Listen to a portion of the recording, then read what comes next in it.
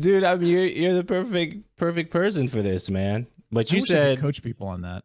Huh? I wish I could coach people on how to sound amazing on their well, shows. you can if they listen to you. Nobody wants to pay for it. Dude, okay, so you said you're not on Twitter that much, right? But the Twitter is at Real Brian, right? Real Brian Show. I am the Real Brian. Well, I am at both. So I am the Real Brian. That's my main one. And then the show is at Real Brian Show. You're making this so difficult for me. I know, man. My Instagram is at I am the Real Brian. Golly, this guy. This is easy. It's at I am the Real Brian. Twitter, Instagram. Boom. You've got it. Oh my gosh. How does that make the featuring I am the Real Brian? So we're going to use I am the Real Brian. So if you happen to be, if you happen to make a stop on Twitter, then you'll probably see that. All right. So this has been what last time we did this was a year ago? It was a year ago, man. A year ago. That's disgusting. That's disgusting. I got all excited and I thought, wait, yeah, that's been a year ago already. This is wrong. Well, it's been a while since you've been on my show too, and I just don't know why. And I followed you on Instagram and you didn't follow back, and I was like, call outs. Wait a minute, I didn't. Yeah, what is up? Are you serious? Stop it. Are you kidding? I just thought, Andrew over there is just getting a lot cooler for me. Are you kidding? No, don't do this. See, now I gotta look. I didn't follow back. You're kidding. The I am the real. That's why you didn't know my Instagram at I am the Real Brian. You're just like he throwing the shots early. I love it. Follow back. Little button should show up for you. See? You know that little blue button? I just requested it. Back. So why am I requesting it? Is your account private? Yeah, man. What? I don't want just any random person walking around. Oh, look, there you are. Okay, what is this mess? Confirm. Okay. Now, am I forgiven now? Am I forgiven? Are we okay? I thought it was pretty funny. I just like, hey, man, that's seriously how long it's been since we've talked. Oh, wow. I feel like it's been a while. So you've been holding this grudge for that long? No.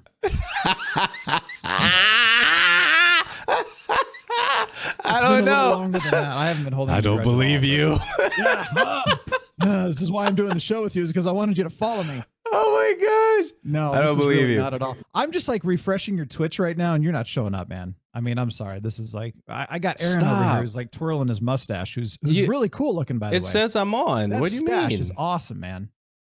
It says I'm on. Why are you doing this to me?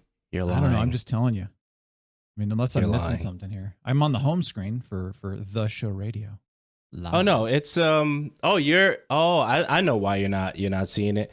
Because you got to go to my personal page. This is a little project from my personal page. Oh man, see, I don't know what's going on. Okay, yeah. Well, what's your personal one? Let's. Yeah, I got you. No, I just sent it to you.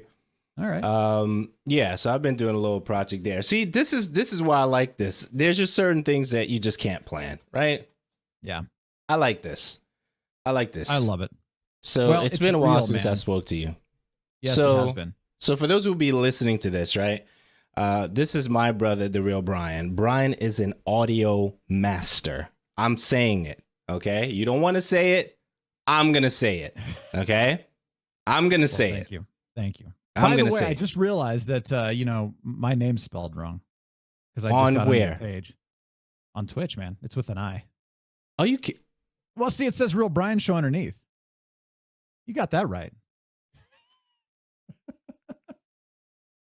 Oh my gosh. Dude, this is fun. I got to tell you. Oh my gosh. This is the joy of why we do what we do, because oh my gosh. It shows us that we are not We're not perfect. Yeah, and that's a good thing.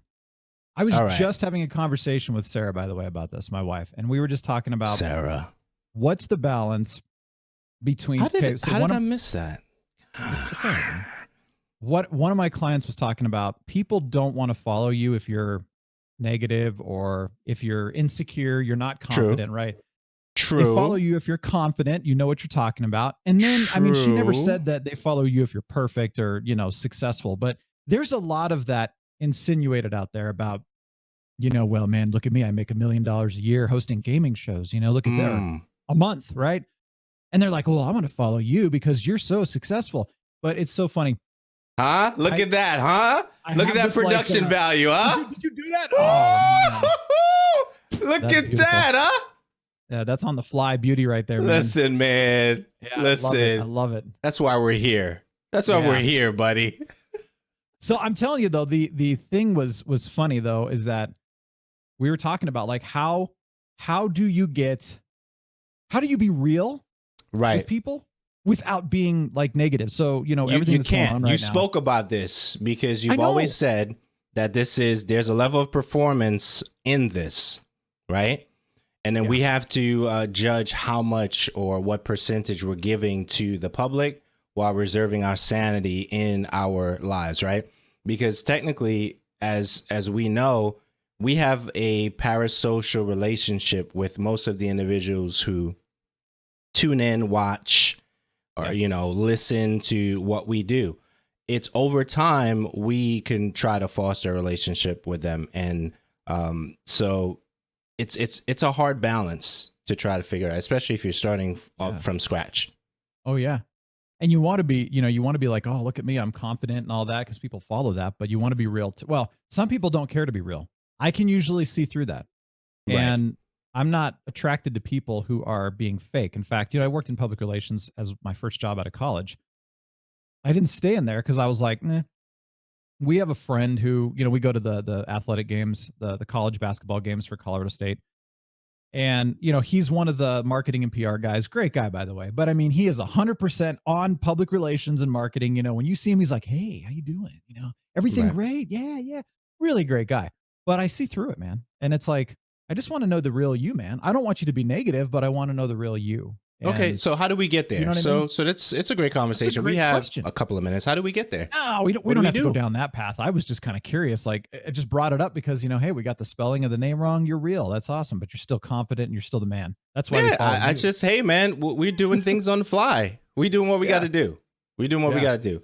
But I don't know the answer to that. What is the answer to that? How do you be real and how do you stay successful, confident, whatever it is that people want? Okay, so my answer to that is to make sure that you don't compromise your values, right? Mm-hmm. Yeah. And I think that you have to be willing to listen to, okay, so they always talk about being self-aware, right? Mm-hmm. But being self-aware doesn't really happen unless you're actually listening to individuals who are willing to tell you the truth about yourself and you're able to accept what that truth is, right? So if you have a sister and your sister says, hey, this about you I don't like, maybe you need to work in that area. And if you go, well, that's not true, right? Then you're not accepting the truth that everybody else sees that you don't see, right? And I think that once you start accepting what those things are, whether it's a conversation from my daughter to myself or my wife to myself, because the word on the street is I'm mean, right? I could be mean, right? Yeah, totally. And I get that, right? But if I deny that could potentially be the case, then I'm not really being self-aware in that particular area.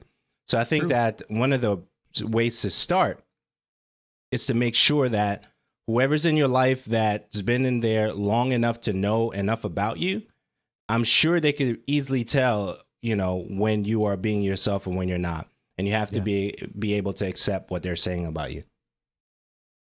And that's hard. Yeah, that's true. That's good. That's hard. There you go, man. You just that's how you start, right? Yeah, it's true. So now, here's the thing, right? When we look at YouTube comments, right? And I'm gonna stop talking in the next 2 minutes so you can get the rest of the show, because I don't want you. I want you to talk to me, okay? You've been gone for a year. Seriously, in the Speed Force or something. I don't know where I went. I need you to talk to me, all right? So YouTube comments are not always a bad thing, because if you recorded a video and they're watching it, then they're learning about you, right? And video says a lot more than audio. Audio is great, storytelling and audio is perfect. That's cool, but there's so much production value with that. But if I hit record and I'm recording somebody and they don't know it, that I can get so much information from the gestures, from how they're responding to things. I mean, granted, if you're an actor, once the camera goes on, you change up, right? Yeah. But if you're not trained for that, then, that's a whole nother thing. So don't resist what people are saying about you. Really evaluate if it's true or not. Real Brian, the rest of the show is yours. You got 20 minutes, bro. Let's talk. Well, so back in 1990, going with your thoughts real quick. I think that's really good because that's stuff that I do want. In fact, I'm always asking listeners. I'm like, dude, give me some honest feedback. I mean, keep it respectful. Don't just sit there and trash me or anything like that. But everybody's usually like, nah, dude, just keep doing what you're doing. We love your show and stuff. So that's fine. But I'm always like, I need something a little more constructive, just in case. Like, what can I improve? It's not perfect. Can't be. Right. Got to get better. So yeah, I like that. I think that's where it will be fun to do video. This is, I do video for you and for a few other friends and stuff like that. But I don't do it for my show yet, and I really want to. Something I'm excited about. Yeah. So what's it gonna take? Raw. What's it gonna take? Edited. What's it gonna take, man? I don't know. Start a YouTube channel and just say, hey, here's raw and unedited. And that works. No pants on. I don't know. What do you think? That could work.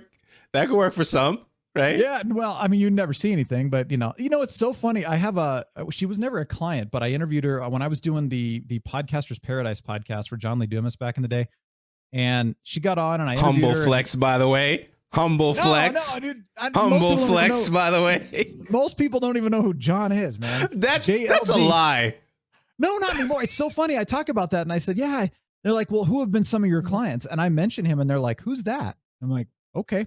Apparently he's not as famous as he used to be anymore. He's famous within his own circle. Everybody knows him if you're a podcaster. But if you're not, it's like people are like, who's that? Anyway, it doesn't really matter. The point is, when I was doing his show, I interviewed this woman. Well, she now does actually, I'm not even really sure what the heck it's called. I think it's like the Naked Podcaster, I think is what it is. Okay. And so she literally podcasts naked and the microphone covers up, the appropriate parts. And is that on YouTube? It's all on video. Yeah. She's video podcasting. So I just thought, okay, well, that's bold, but I mean, nothing's showing, but I just thought, well, there you go. So people are actually doing it. The whole point is, let's be raw and real. Right. We were talking about. So why does that sound familiar? I think I may have seen or heard of this show. It's fairly new, so maybe it's popped up for you. I don't know. Yeah. She's cool though. I mean, she's been around for a while. She's I think she's the one that did like Mom of 19 or something. I mean, she has a lot of kids, I think. This is the one I'm thinking of. Literally. Literally, yeah. Okay. So anyway, but all of that said, I really want to do it. I mean, and it's so funny. I keep asking people, I'm like, so what do you do for video? And they're like, I don't know, man, just turn on a camera and go for it. And I'm like,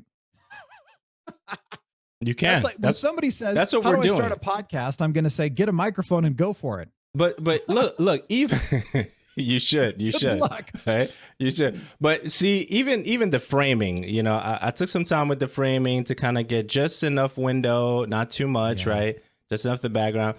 I think it's you have to do it to get better at it, right? Whether it's podcasting or editing or video production. But when it comes to editing, brother, okay, talk to us about audio, man. Brother. I'm not letting you off the hook.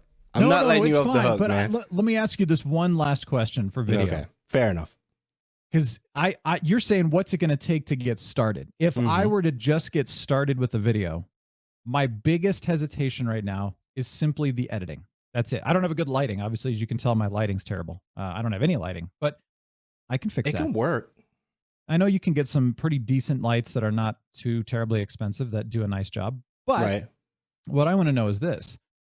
If you are, speaking of lighting, dude, total nerd out moment for a second. First of all, I love lighting. I built a computer because mine died. So I got to build my own. And everyone's like, give us specs. RGB, it's like give us some words. Top.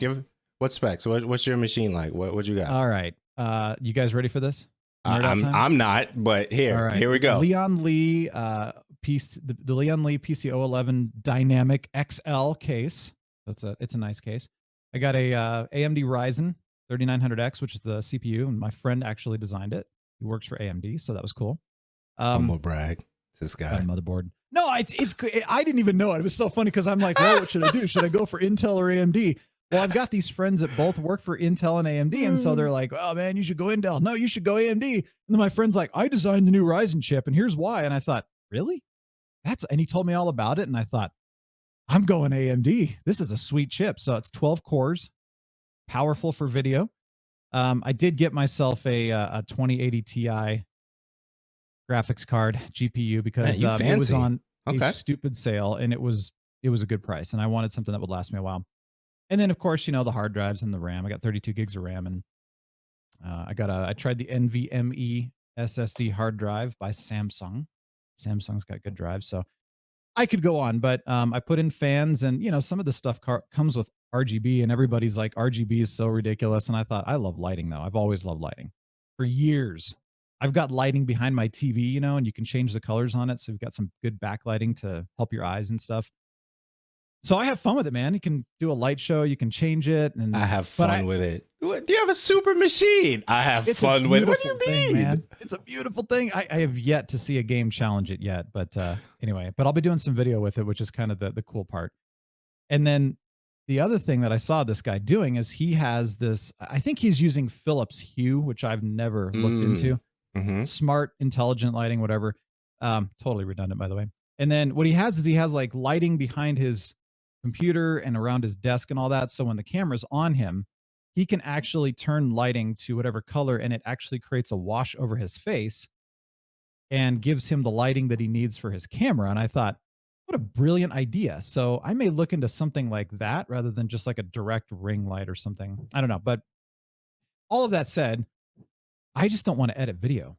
And so I thought, if I were just to get started, could I just do some raw video, put it up, maybe clean it up on the ends and stuff and make sure there's no like glaring mistake in there and stuff like that, but just kind of leave it fairly raw.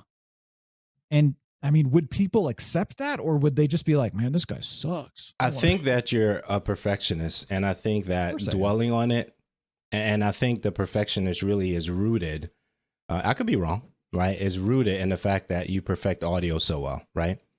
So For sure. So because of that, one of the things that I realized, which I don't know if we said this pre-chat or let me just add this in here, that whether the video is playing or not, if the video is subpar but the audio is excellent, I'll still watch the YouTube video.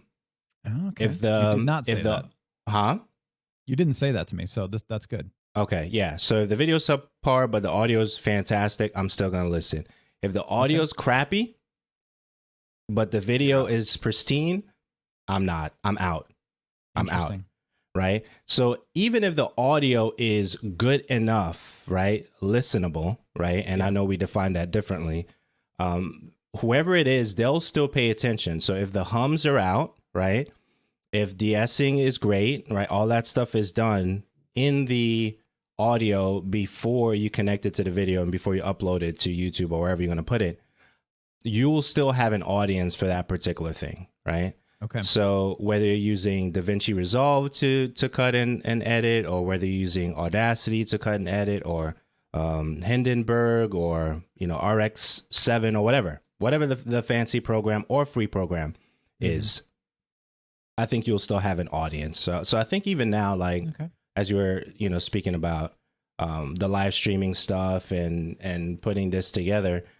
It's relatively easy, but you have to be willing to do the process, right? You have to be willing to understand the basics of OBS and, setting up a mixer, whether that's a virtual mixer or, a regular mixer, right? So once you understand the basics of those things, or you're willing to research the basics of those things, then you should be able to do anything on the YouTube stuff and the Twitch stuff. And okay, so that's that. So last 10 minutes I have with you. No, that's great, man. I appreciate it. And audio's good, and I'll do it. I'll just make it happen. See what happens. By the way, if you hear any banging going around, in the background here, there's been a lot of banging. I need you to nerd out, I need you to nerd out in the last 10 minutes. Reindeer on my roof, and I'm pretty sure Santa's up there banging around. So I don't know what's going on. I need you to nerd out the last 10 minutes. How do we sound amazing in audio? How do you sound amazing in audio? Yeah. Okay, so here's the scenario. Go for it. Here's the scenario. Samson. You get a good microphone and you go for it, man. Here's the scenario, right? Yeah. I'm just starting out. Samson Q2U, because I know the 9U is going to come out later, right? COVID, right? Mic, maybe. Yep. Right. So Samson Q2U, right? That's all I can afford right now. I have a laptop. I have Audacity, right? I can use OBS. I don't have that much cash right now, right? But I have a Samsung Q2U. I know I could plug it into my computer, and it does a couple of things. How do I sound amazing? Well, is that what you're using, by the way? ATR 2100. Okay, cool. You sound good. Thank you. Yes, that's a compliment for an audio engineer. Woo! I felt that. I'm not an audio engineer, man. Yes, you are. Yes, you are. No. I mean, I know audio engineers, and believe me, I am not an audio engineer. Dude, you're good. But, all right, give me the scoop. Give us the scoop. That. Okay, so no, honestly, simple. Keep it. That's actually a good. Well, first of all, don't have Santa Claus and reindeer on your roof and you're recording like I do right now. But yeah, honestly, I just heard about the Samsung Q2U not that long ago, and I heard you mean the new one, the Q9U? No, the Q2. You just heard about the Q2U that's been out for a while. It just got on your radar. Well, because I've been only recommending the ATR 2100 and then the Heil. This got you. Right here, I'm on the same page with you now. I'm good. Yeah. Okay, I'll be quiet. So I finally was like, is there something else than the ATR 2100 that people have been recommending for a while? And so I'm like, oh yeah, the Samsung. That's right. But I heard people talking about it, but I'd never looked it up. Heard a demo of it. Sounds amazing, actually. I think it sounds almost as good as a Heil, to be completely honest. So I'm very impressed. I have not, of course, I haven't looked into the Q9U yet, so I don't know about that. But yeah, so to me, what is that? Like I think it's a $60 microphone right now on Amazon or on B&H. Did it? Okay, still though, 60 for a good quality mic is nothing. I mean, you want a mic, a studio quality mic, you're going to be paying a few $100s. So Samsung, it's an XLR, but it also has the USB, which is what you want, because you can just plug it right into your computer. Now, here's the thing though. You're going to get what you're going to get. If you're plugging a USB in, that's your raw audio. There's not a lot you can do to, tweak your audio. So like what I'm doing is I'm running this Heil into what's called the compressor limiter gate. It's a hardware, that is, but I'll just the DB thingy, DB something. This is the Behringer because it's a 4-channel. You can get a DBX. I think there's a 2-channel. Most of them are 1-channel, but if you want to have a guest, you want to run their audio through that as well. What that essentially does is it, makes it sound better, but it also takes out that line noise and that noise that's under a certain decibel. So if somebody's like, breathing weird or like, it's like, it was like this. Okay. So if I do this and you can hear while I'm talking, you can hear my hands rubbing back and forth a little bit, but if I stop talking, you can't hear it anymore. Right. But my budget right now is only $50. So how much is that? No, I'm just telling you, like, that's how it sounds so good. You've got stuff like that. You've got a pop filter. You've got the shock mount. And then I run it through a mixer. And then I can equalize the treble and the mid and the lows through the mixer. So that's how I can get a good raw sound. If you're just plugging in a Samsung to your computer without all of that equipment, it's not going to sound as good. It just isn't. So just keep that in mind. That's why I wanted to explain that. Now, if you're using Audacity's great, love it. There are some secret sauces, I guess they call them. Yes. Whatever, as far as how to compress and make your audio sound good. My recommendation, Google it and see what you like. I recommend running everything through a compressor of some kind, an actual software compressor within Audacity, peak limiter, and then a noise reducer. Those are the 3 main ones that I recommend. You were talking about the de-esser. Right. And Spitfish I use. Which one? Spitfish de-esser. Okay. So that's there free. You go. There's one. I need to look into that one. I don't ever have any problems with that personally, and neither with my clients. But yeah, those are the 3 main ones. But keeping in mind that it's going to make them sound better, but it still comes back to the source. So if your microphone, everybody's like talking about the Snowballs and the Yetis and everything. They're not good mics. I don't know why everybody keeps recommending them. I think they're kind of terrible as far as sound quality. I don't know. They're $100 too. It's like, man, a Samsung's so much better. Your ATR 2100 is $60. It's so much better than a Snowball and a Yeti. So don't get a Snowball and a Yeti. And if you have one, make it look nice, like The Tonight Show, where it's like this cool little microphone on the side and it looks cool on your video, but don't use that. It's just not that good. And everybody that I know that has those, I'm like, it sounds like, you're back here kind of in a can, and it just doesn't sound very good. So I don't recommend that. I would get a pop filter of some kind, or like you have there, a windscreen to go over your microphone, regardless of what mic you have. That will help. And if you can get a stand that has a shock mount of some kind, that's really helpful, because otherwise every time you bump the mic or hit the desk, it's going to go boom. You're going to hear everything. And that's one of the things. Oh, and the other thing, I'm just telling you a lot of different things here. Breath noises. Okay. This is something that 99% of people don't think about. I'm not hearing your breath. You're probably not hearing much of my breath. People that don't have stuff that filters out, again, that low decibel sound is going to pick up every single breath that you have. Singers are taught to breathe in between phrases of the song, right? Most people don't do that. Most people breathe like that. And then they're like, it's just like, whoa, why are you breathing there? And it kind of jolts us. Whether we actually are conscious of it or not, it jolts us out of a sense of, like, when they're telling a story, you're journeying with them. And when they breathe at the wrong times, you know what I mean? It kind of throws us off. So these are like little tiny nuances that most people never think about. And it's those things that I have to edit out of my clients almost all the time, or at least kind of change them up a little bit so it doesn't sound so unnatural. But yeah, man, there are a lot of things. And the best thing I can tell you is go after a Samsung or a ATR 2100 Audio Technica, plug it into your computer, do whatever you can on Audacity to process the sound. And again, look those up on Google. There are some various things, find out what sounds best with you, and then edit it. Get rid of the ums, the uhs, the weird, awkward pauses, repeating yourself. Again, weird breath placements, stuff like that.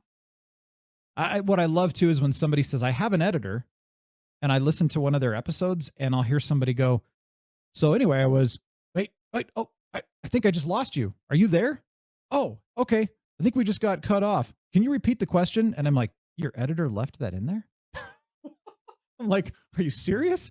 So don't sound like a basement, podcast or a basement video or whatever. Like, try to make it sound, it doesn't have to be perfect, because you were saying I'm a bit of a perfectionist, and I am. So it doesn't have to be perfect. It can be natural, but definitely make it sound like, you're in a studio. Yeah. I host for other podcasts as well. And some of the guests that we bring on, I don't have a whole lot of control over this, but I've said I would like to really require that they have good microphones. And they're like, well, we really can't ask them to do that. Well, they come on and they sound terrible. It's almost like they're on a telephone, man. And I'm like, dude, guys, it's a $60 mic, or it's a $30 or a $40 headset. You can get a nice headset right now, a Sennheiser, actually. It's not that bad. And I'm like, just buy a mic, man. You'll sound good. You'll sound better. You'll sound more professional. So if you can do whatever it takes to get your source audio, which is your microphone and you, and good noise, good acoustics, people not screaming in the background, coughing, sneezing, all that onto your microphone. If you can get your source audio better, then the rest of it's a lot easier. Does that help? That's it. I think we're done. There's so much more, man. But, that's it. I tried to give you the basics. Nah, I appreciate it, man. But we have to get you out of here. So thanks so much for coming on, man. Oh man, appreciate it. Yeah, where can they find you? We gotta talk gaming, man, next time. So I got so much to talk about with gaming. Oh my. Yeah, where can they find you? Because I know you got to run. Yeah, all right. So if you want to go to social, I'm on Instagram. I am on Twitter. I don't interact on Twitter as much anymore, and I'm on Facebook. But Instagram and Twitter are at I am the Real Brian with an I. By the way, I'm just starting to get involved on Twitter. On Instagram. So for me, Instagram is a fairly new thing. And so I don't have a whole lot of followers. I'm not following a whole lot of people yet. But that's my goal, is to kind of focus there for a while and see what's going on. But yeah, you can hit me up on Twitter. I'll check it once in a while. I'm also on Facebook. You can just look up Real Brian.